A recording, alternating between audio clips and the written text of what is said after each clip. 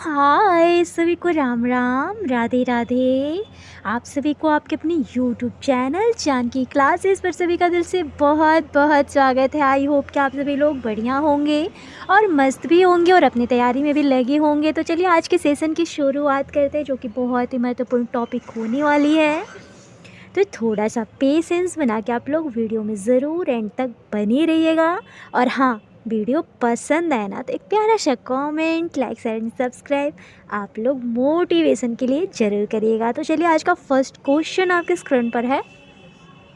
आपका लेशन है आपके शासक और इमारतें, आपके 7th NCERT सीरीज का फर्स्ट क्वेश्चन है आपके स्क्रीन पर कि राजेंद्र प्रथम तथा महमूद गजनवी की नीतियाँ किन रूपों में समकालीन समय की देन थीं और किन रूपों में ये एक दूसरे से भिन्न थीं। तो चोल राजा राजेंद्र प्रथम में दूसरे राज्यों पर जब आक्रमण किया तो वहाँ से प्राप्त मूर्तियों को अपनी राजधानी में निर्मित मंदिरों में लगवाया था। इसी तरह से महमूद गजनवी ने जो भारत में धन प्राप्त किया उसे अपनी राजधानी को भव्य बनाने में खर्च किया था। और यहाँ पे दे रहा है कि दोनों में कई रूपों में भिन्नता भी थी। महमूद गजनवी आपका भारत के कई मंदिरों को विध्वंस कर दिया, लेकिन राजेंद्र प्रथम ने मंदिरों को विध्वंस नहीं किया था। महमूद गजनवी भारत से धन लूट कर गजनी ले गया था, लेकिन राजेंद्र प्रथम ने जो दूसरे राज्यों से धन प्राप्त किया उसे अपने राज्य में ही रहने दिया था। इन दोनों में बस इतना ही डिफरेंस था कि जो आपके महमूद गजनवी थे उन्होंने क्या किया कि भारत से धन प्राप्त किया, उसे अपनी राजधानी को भव्य बनाने में खर्च किया। और महमूद गजनवी से आपके राजेंद्र प्रथम ने मंदिरों को विध्वंस नहीं किया, क्योंकि महमूद गजनवी भारत से धन लूटकर गजनी ले गया था, लेकिन राजेंद्र प्रथम ने जो किया कि दूसरे राज्यों से धन प्राप्त किया और उसे अपने राज्य में रहने दिया। चलिए अब यहाँ नेक्स्ट क्वेश्चन है आपके स्क्रीन पर कि वास्तुकला की गोथिक शैली के बारे में व्याख्या कीजिए। तो 12वीं शताब्दी में फ्रांस में आरंभिक भवनों की तुलना में अधिक ऊंचे व हल्के चर्चे के निर्माण के प्रयास से शुरू हुए वास्तुकला की यह शैली गोथिक नाम से जानी जाती है। इस शैली की विशेषताएं नुकीले ऊंचे मेहराब, रंगीन कांच का प्रयोग जिसमें प्रायः बाइबल से लिए गए दृश्यों का चित्रण हुआ है तथा उड़ते हुए पुस्ते, दूर से ही दिखने वाली ऊंची मीनारें और घंटी वाले बुर्ज बाद में चर्च से जुड़े हुए इस वास्तुकलात्मक शैली के सर्वोत्कृष्ट ज्ञात उदाहरण में से एक पेरिस के नाइट्रेडम चर्च भी है। 12वीं और 13वीं शताब्दी के लिए कई दशकों में इसका निर्माण हुआ था। नेक्स्ट क्वेश्चन है आपके स्क्रीन पर, वास्तुकला का अनुप्रस्थ टोडा निर्माण सिद्धांत चापाकार सिद्धांत में किस तरह से भिन्न है। तो अनुप्रस्थ टोडा निर्माण 7वीं और 10वीं शताब्दी के मध्य वास्तुकार भवनों में और अधिक कमरों में दरवाजे और खिड़कियां बनाने में लगे। छत, दरवाजे और खिड़कियां अभी भी ऊर्ध्वाधर खंभों के आर पार एक अनुप्रस्थ सहतीर रखकर बनाए जाते थे। वास्तुकला की यह शैली अनुप्रस्थ टोडा निर्माण की जाती थी। और चापाकार सिद्धांत क्या होता था, तो दरवाजे और खिड़कियों के ऊपर अधिरचना का भार कभी कभी मेहराबों पर डाल दिया जाता था। वास्तुकला का यह चापाकार का रूप था। नेक्स्ट है आपके स्क्रीन पर, शिखर से आप क्या समझते हैं। तो मंदिर का शीर्ष जिसमें नीचे गर्भगृह स्थित होता था उसे मंदिर का शिखर कहलाता था। मोस्ट इम्पॉर्टेंट टॉपिक है आप लोग के लिए, तो एक एक टॉपिक आप लोग ध्यान से देखते चलेगा ताकि बाद में कोई कन्फ्यूजन ना हो। नेक्स्ट है कि पितराधुरा क्या कहलाता था। तो उत्कीर्ण संगमरमर अथवा बलुआ पत्थर पर रंगीन ठोस पत्थरों को दबाकर बनाए गए सुंदर तथा अलंकृत नमूने पितराधुरा कहलाता था। एक मुगल चारबाग की क्या खास विशेषताएं हैं। तो चारबाग 4 समान हिस्सों में बटे थे। यह बाग दीवारों से घिरे होते थे। बाग कृत्रिम नहरों द्वारा 4 भागों में विभाजित आयताकार आहते में स्थित था।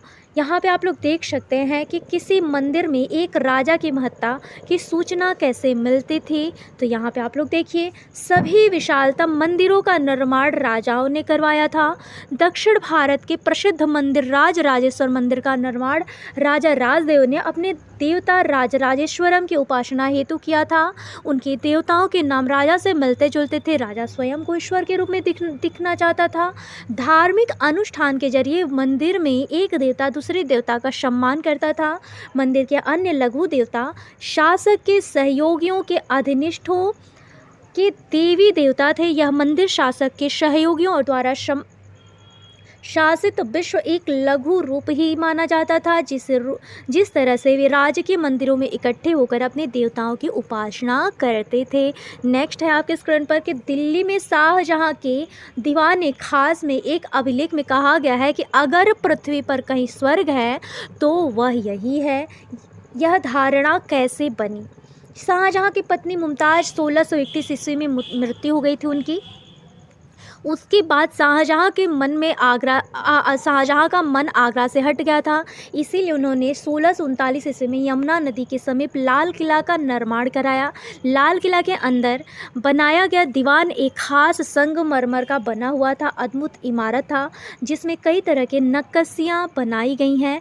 इसकी सुंदरता को देखते हुए दीवान एक खास में एक अभिलेख में कहा गया है कि अगर पृथ्वी पर कहीं स्वर्ग है तो यही है, यही है, यही है। नेक्स्ट क्वेश्चन है आपके स्क्रीन पर कि मुगल दरबार से इस बात को कैसे संकेत मिलता है कि बादशाह से धनी, निर्धन, शक्तिशाली, कमजोर सभी को समान न्याय मिलेगा। तो मुगल दरबार में निम्न बातों से संकेत मिलता है कि धनी, निर्धन, शक्तिशाली, कमजोर सभी को बादशाह से न्याय मिलेगा। बादशाह के सिंहासन के पीछे पितरादुरा के जड़ाऊ काम की एक श्रृंखला बनाई गई थी जिसमें पौराणिक यूनानी देवता ऑर्फियस को बीड़ा बजाते हुए चित्रित किया गया था। नेक्स्ट है कि ऐसा माना जाता है कि ऑर्फियस का संगीत आक्रामक जानवरों को भी शांत कर सकता है और वे शांति पूर्वक एक दूसरे के साथ रहने लगते हैं। शाहजहां के सार्वजनिक सभा भवन का निर्माण यह सूचित करता था कि न्याय करते समय राजी ऊंचे और निम्न सभी प्रकार के लोगों के साथ समान व्यवहार करेगा। सभी सद्भाव के साथ यहाँ पर रह भी सकेंगे। नेक्स्ट क्वेश्चन है आपकी स्क्रीन पर कि शाहजहानाबाद में नए मुगल शहर की योजना में यमुना नदी की क्या भूमिका रही होगी? तो यहाँ पे देख सकते हैं कि शाहजहां ने दिल्ली में यमुना नदी के तट पर स्थित सलीमढ़ स्थान पर शाहजहानाबाद की नींव रखी क्योंकि यह स्थान कई दृष्टि से उपयुक्त भी था। यमुना नदी के तट पर होने के कारण इस शहर को पीने के लिए पानी आसानी से उपलब्ध था। यमुना नदी के तटवर्ती भाग प्रायः समतल था और दिल्ली में शाहजहानाबाद में उसने जो नया शहर निर्मित कराया उसमें शाही महल नदी पर स्थित था। यहाँ पर आप लोग देख सकते हैं कि आज धनी और शक्तिशाली लोग विशाल घरों का निर्माण करते हैं। अतीत में राजाओं तथा उनकी दरबारियों के निर्माण किन मायने में इनसे भिन्न थे? तो अतीत में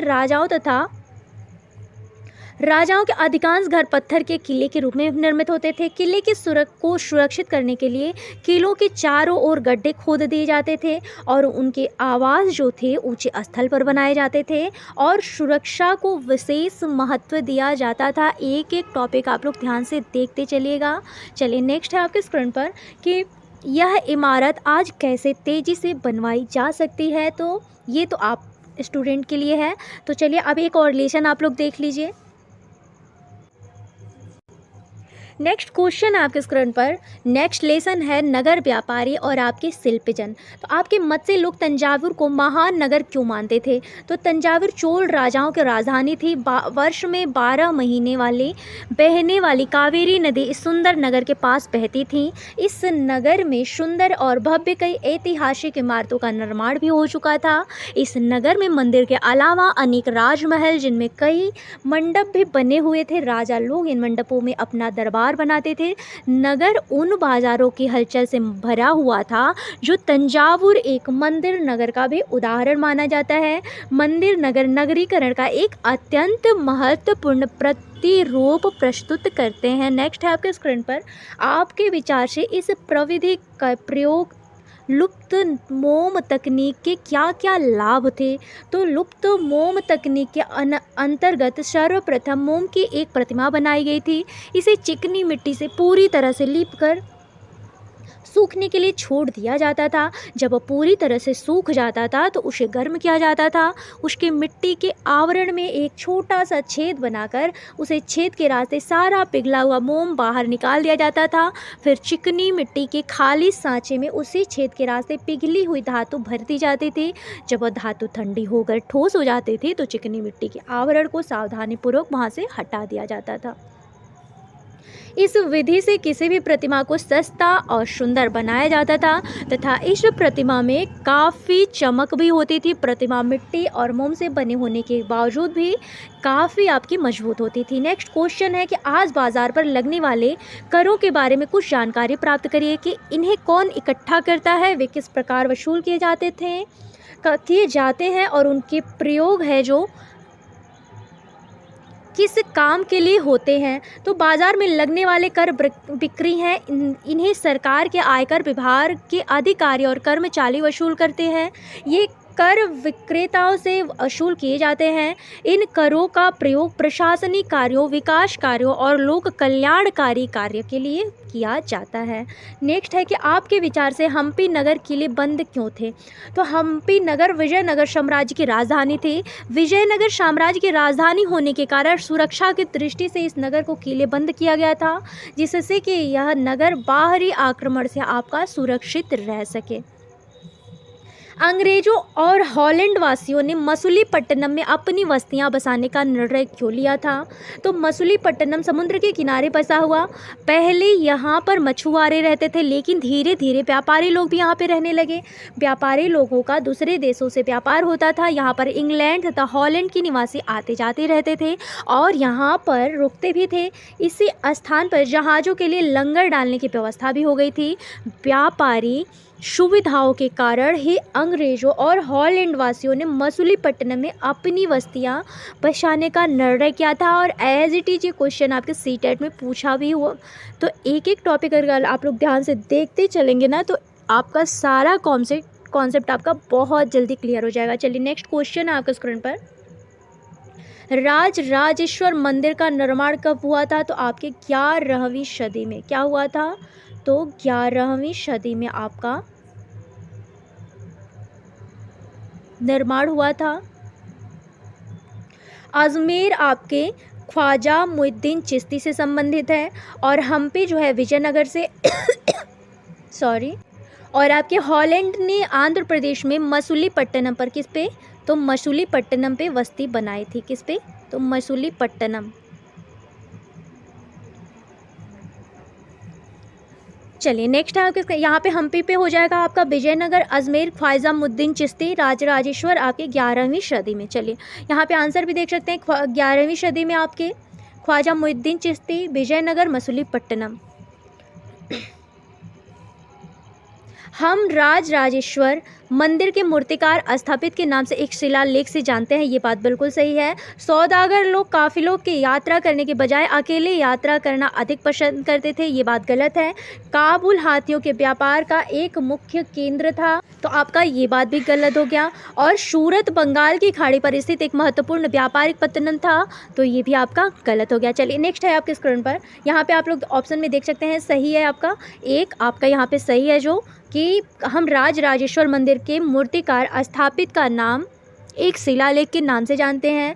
और सौदागर लोग काफिलों में यात्रा करने के बजाय अकेले यात्रा करना पसंद करते थे। बात गलत है। काबुल हाथियों के व्यापार का मुख्य केंद्र था। ये भी गलत है। और सूरत बंगाल की खाड़ी पर स्थित एक महत्वपूर्ण व्यापारिक पत्तन था। ये भी गलत है। अब यहाँ पे आप लोग देख सकते हैं कि तंजावुर नगर को जल की आपूर्ति कैसे की जाती थी। तो तंजावुर नगर के जल की आपूर्ति कुओं और तालाबों द्वारा की जाती थी। मद्रास जैसे बड़े नगरों में स्थित ब्लैक टाउन्स में कौन रहता था। तो ब्लैक टाउन्स में भारतीय व्यापारी, शिल्पकार, औद्योगिकी मजदूर एवं अन्य क्षेत्रों में काम करने वाले मजदूर तथा कर्मचारी रहा करते थे। आपके विचार से मंदिरों के आसपास नगर क्यों विकसित हुए थे। तो मंदिरों में करता धरता मंदिर के धन को व्यापार एवं साहूकार लगाते थे। शनय शनय मतलब धीरे धीरे समय के साथ बड़ी संख्या में पुरोहित, पुजारी, कामगार, शिल्पी, व्यापारी आदि मंदिर तथा उसके दर्शनार्थियों एवं तीर्थयात्रियों की आवश्यकता को पूरा करने के लिए मंदिर के आसपास बसते गए। और मंदिर के दर्शनार्थी भी दान दक्षिणा दिया करते थे तथा राजा द्वारा भी भूमि एवं धन अनुदान में दिए जाते थे। इससे मंदिरों के पुजारी कर्मचारियों की आजीविका चलती थी। तीर्थयात्रियों तथा पुरोहितों पंडितों को मंदिर प्रशासन द्वारा भोजन कराया जाता था, जिससे मंदिर के पास साधु संत और पुरोहित पंडितों का आवास स्थान भी बन गया था। नेक्स्ट है आपके स्क्रीन पर कि मंदिरों का निर्माण तथा उनके रख रखाव के लिए शिल्पी जन कितने महत्वपूर्ण थे। तो मंदिरों के निर्माण के लिए शिल्पी जन काफ़ी महत्वपूर्ण थे। क्यों कि सुनार, कसेरे और लोहार, राजमिस्त्री और बढ़ई इन लोगों में शामिल थे। शिल्पकार मंदिरों को सुंदर बनाने के लिए काफ़ी महत्वपूर्ण ये लोग भूमिका निभाते थे। शिल्पकार ही मंदिरों के विभिन्न भागों को निर्मित करते थे। मंदिरों को कलात्मक रूप से सजाने का कार्य भी आपके शिल्पकार ही करते थे। लोग दूर देश प्रदेशों में सूरत क्यों आते थे, दूर देशों और प्रदेशों से सूरत क्यों आते थे। तो ये भी एक रीज़न था कि सूरत अरब सागर में तट पर स्थित बंदरगाह नगर था, जहां पर पश्चिम एशिया के देश से व्यापार होता था। सूरत को मक्का का प्रस्थान द्वार भी कहा जाता है, क्योंकि बहुत सी हज यात्री जहाज से यहीं रवाना होते थे। सूरत शिल्प उद्योग का प्रमुख केंद्र भी माना जाता है, जिससे काफ़ी संख्या में लोगों को यहाँ पे रोजगार भी मिला हुआ था। सूरत एक व्यापारिक नगर भी माना जाता है। यहाँ पर कई वस्तुओं को थोक और फूट कर बाजार भी थी यहाँ पे। नेक्स्ट है आपके स्क्रीन पर कि कोलकाता जैसे नगर में शिल्प उत्पादन तंजावुर जैसे नगरों के शिल्प उत्पादन में किस प्रकार भिन्न था। तो ये भी आप लोग देख सकते हैं कि कलकत्ता में मुख्यतः शिल्प उत्पादन सूती, रेशम व जूट उत्पादन तक ही सीमित था, और तंजावुर में सूती वस्त्र अतिरिक्त कांस्य मूर्तियाँ, धातु के दीपादान, मंदिर के घंटे, आभूषण आदि का निर्माण आपके बड़े पैमाने पर होता था, क्योंकि तंजावुर एक मंदिर नगर था और आपका कलकत्ता सिर्फ सूती, रेशमी एवं जूट उत्पादन तक ही आपका सीमित था। चलिए यहाँ पे आप लोग देख सकते हैं सूरत एक व्यापारी नगर है। यहाँ पर लोगों की आवश्यकता की अधिकांश वस्तुएं प्राप्त होती हैं। सूरत एक महानगर है जिसकी आबादी 28 लाख से अधिक भी मानी गई है, और सूरत एक औद्योगिकी प्रशासनिक व्यापारी नगर के रूप में विकसित हो चुका है। टेकारी एक छोटा सा कस्बा है जो कि ग्रामीण क्षेत्रों की आवश्यकता को पूर्ति करता है। टेकारी की आबादी आपके लगभग 20,000 से भी कम है, और टेकारी ग्रामीण क्षेत्र का एक प्रखंड भी माना जाता है। तो सूरत में क्या अंतर है और टेकारी में? तो टेकारी आपके गया बिहार में है। सूरत आपका एक व्यापारिक नगर है, यहाँ पर लोगों की आवश्यकता के अधिकांश वस्तुएं प्राप्त हो जाती हैं। सूरत एक महान नगर भी माना जाता है जिसकी आबादी आपके 28 लाख से अधिक है, और सूरत एक औद्योगिकी प्रशासनिक व्यापारिक नगर भी है जो कि आपके नगर के रूप में विकसित हो चुका है। टेकारी एक छोटा सा कस्बा है जो ग्रामीण क्षेत्रों की आवश्यकता की पूर्ति करता है। टेकारी आबादी लगभग आपके 20,000 से भी कम है, और टेकारी ग्रामीण क्षेत्र का एक प्रखंड भी है। चलिए अब यहाँ पे आप लोग देख सकते हैं कि सौदागर को किन किन समस्याओं का सामना करना पड़ता था। आपके विचार से क्या कुछ ऐसी समस्याएं भी होंगी जो आज भी बनी हुई हैं? तो व्यापारी को अनेक राज्यों तथा जंगलों से होकर गुजरना पड़ता था, इसीलिए वे आमतौर पर काफिले बनाकर एक साथ यात्रा करते थे। सौदागर अपने हितों की रक्षा के लिए व्यापार संघ को क्या बोला जाता था? उस समय गिल्ड बोला जाता था। अगर कहीं गिल्ड दिखे तो आप लोगों को कन्फ्यूज नहीं होना, ठीक है। उन्हें विभिन्न प्रकार के कर चुकाने पड़ते थे। प्राचीन व मध्यकाल में यातायात के रूप में बैलगाड़ी, घोड़ा गाड़ी, नार्वे आदि प्रमुख थे, अर्थात यातायात के साधन भी पर्याप्त मात्रा में नहीं थे। वर्तमान समय में सौदागर को व्यापार संघ बनाने पड़ते हैं, उन्हें विभिन्न कर चुकाने पड़ते हैं तथा व्यापार के लिए दूर तक यात्राएं भी करनी पड़ती थी। नेक्स्ट है कि आइए एक और रिलेशन आप लोग कर लीजिए। आपका एक लेशन है जनजातियां, खानाबदोश और एक जगह में बसे हुए आपके समुदाय। तो इसमें कौन कौन जनजाति रहती थी, कहाँ कहाँ पे बसती थी, आप लोग एक एक टॉपिक अगर ध्यान से देखते चलेंगे तो कोई कन्फ्यूजन नहीं आएगी। कहीं से भी क्वेश्चन बने आप लोग का कॉन्सेप्ट क्लियर रहेगा तो कोई टेंशन ही नहीं रहेगा। चलिए यहाँ पे भील, कोली आपका महाराष्ट्र, गुजरात में पाए जाते हैं। संथाल लोग आपके उत्तरी पूर्वी झारखंड क्षेत्र बंगाल में पाए जाते हैं। नागा आपके नागालैंड में, खासी जनजाति आपके मेघालय में, कोच जनजाति जनजाति आपके असम में, कोरागा आपके दक्षिण महाराष्ट्र उत्तरी कर्नाटका में, खोंड आपके उड़ीसा में, कोयास आपके छत्तीसगढ़ में, गोंड आपके मध्य प्रदेश छत्तीसगढ़ और महाराष्ट्र आपके आंध्र प्रदेश में, और वादागश मारवाड़ आपके तमिलनाडु में पाए जाते हैं। और जाटवास कहाँ, तो गुजरात में, मुंडा आपके झारखंड बंगाल में, समास अर्जुन बलूची लंगाह जजूहा आपके पाकिस्तान में पाए जाते हैं। अब चलिए एक एक क्वेश्चन आप लोग देखते चलिएगा और ध्यान से देखिएगा, एक एक टॉपिक आप लोग के लिए सारा बहुत ही महत्वपूर्ण है। पता करिए कि आजकल गांव से शहरों तक अनाज ले जाने का काम कैसे होता है। बंजारों के तौर तरीकों से यह किन मायनों से भिन्न या समान है। तो आजकल गांव शहरों तथा अनाज लेने के काम जो होते हैं बैलगाड़ी, घोड़ा गाड़ी, भैंसा गाड़ी, ट्रैक्टर, खच्चर आदि से किया जाता है, जबकि बंजारे अपना सामान बैलों पर लाद कर ले जाते थे। अर्थात पहले की तुलना में आज गाँव से शहरों तक अनाज ले जाने में काफ़ी सुविधा हो गई थी। नेक्स्ट है आपके स्क्रीन पर कि चर्चा करिए कि मुगल लोग गोंड प्रदेश पर क्यों कब्जा करना चाहते थे। तो गोंडों का राज्य गढ़कटंगा था, जो कि एक समृद्ध राज्य था। इस राज्य ने हाथियों को पकड़ने और दूसरे राज्यों में उनका निर्यात करने के व्यापार में खासा धन कमाया था। मुगल गोंड राज्य की समृद्धि को देखकर उस पर कब्जा जमाना जानते थे। जब मुगलों ने गोंडों को हराया तो उन्हें लूट में बेशकीमती सिक्के और हाथी प्राप्त हुए थे। मुगलों ने राज्य के एक भाग अपने कब्जे में ले लिया और शेष वीर नारायण के चाचा चंदर शाह को दे दिया। और एक एक टॉपिक अगर आप लोग ध्यान से देखते चलेंगे तो आपके क्वेश्चन आपके NCERT के बाहर नहीं बनता है। और ये जो टॉपिक आप लोग को दिए हैं, एक एक टॉपिक आप लोग का आपके एज इट इज क्वेश्चन बन करके आपके सीटेट में पूछा भी गया है। तो चलिए अब नेक्स्ट क्वेश्चन देख लेते हैं। आपके विचार में मुगलों ने अहोम प्रदेश के जीतने का प्रयास क्यों किया था। तो अहोमों ने 16वीं सदी के दौरान चुटकियों और कोचहाजों के राज्यों को अपने राज्य में मिला लिया। उन्होंने कई अन्य जनजातियों को भी अपने अधीन कर लिया। अहोमों ने एक बड़ा राज्य बनाया और इसके लिए 1530 के दशक में ही इतने वर्ष पहले आग्नेय अस्त्रों का इस्तेमाल किया। 1660 तक आते आते वे उच्च स्तरीय बारूद और तोपों का निर्माण भी करने में सक्षम हो गए थे। अहोम अपनी शक्ति का साम्राज्य का विस्तार काफ़ी तेज़ी से कर रहे थे, इसीलिए मुगलों ने अहोम प्रदेश को जीतने का प्रयास भी किया था। अब यहाँ पे आप लोगों को कुछ जनजाति और उनके जो समुदाय होते थे उनको बोला क्या जाता था, ये भी आप लोग देख लीजिए। तो गढ़ को चौरासी बोला जाता था, टांडा को आपके कारवा बोला जाता था, श्रमिक को आपके पाइक बोला जाता था, कुल को आपके खेल बोला जाता था और शिव सिंह को आपको अहोम राज्य बोला जाता था। दुर्गावती आपके गढ़कटंगा राज्य बोला जाता था। चलिए अब नेक्स्ट देख लेते हैं। वर्गों के भीतर पैदा होती नई जातियां जो कहलाती थीं आपकी श्रेणियां कहलाती थीं। क्या कहलाती थीं? तो श्रेणियां कहलाती थीं। और यहाँ पे बोल रहा है आपके अहोम लोगों के द्वारा लिखी गई ऐतिहासिक आपकी कृतियाँ क्या होती थीं। तो यहाँ पे हो जाएगा बरंजी। क्या हो जाएगा? बरंजी आपका बरंजी अहोम लोगों के द्वारा लिखी गई एक ऐतिहासिक कृति मानी जाती है।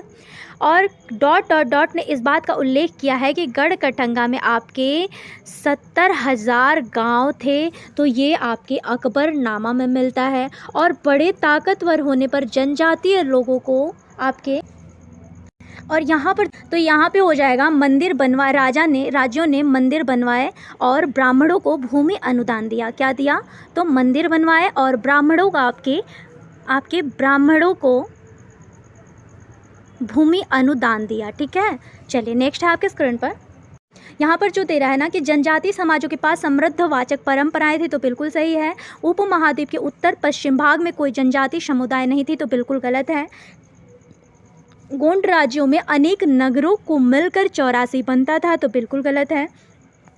भील उपमहाद्वीप के उत्तरी पूर्वी भाग में रहते थे, ये बात भी आपका गलत है। चलिए अब नेक्स्ट देख लेते हैं। यहाँ पे खाना बदोश पशु चारकों और एक जगह बसे हुए खेतीहरों के बीच किस तरह का विनियम होता था। तो खाना बदोश पशु चारकों और खेतीहरों के बीच वस्तु विनियम होता था, जिसके तहत एक वस्तु को देकर दूसरे वस्तु को प्राप्त करना होता था। खानाबदोश चरवाहे अपने जानवरों के साथ दूर दूर तक घूमते थे। उनका जीवन दूध और अन्य पशुचारी उत्पादों पर निर्भर रहता था। खानाबदोशी चरवाहे गृहस्थ से अनाज, कपड़े, बर्तन और ऐसी ही चीज़ों के बदले घी, दूध दिया करते थे। कुछ खानाबदोश रास्ते में पड़ने वाले गांवों और नगरों के सामानों को खरीद बरोख्त भी आपका करते थे। तो यहाँ पे आप लोग देख सकते हैं अहोम राज्य के प्रशासन कैसे संगठित थे। तो 17वीं शताब्दी के पूर्वार्ध तक अहोम प्रशासनीय केंद्रीय कृत हो चुका था। अहोम साम्राज्य कुलों में विभाजित था।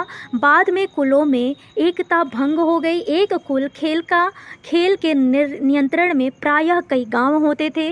किसान को अपने ग्राम समुदाय के द्वारा जमीन दी जाती थी। समुदाय के सहमति के बगैर राजा तक इसे वापस नहीं ले सकता था।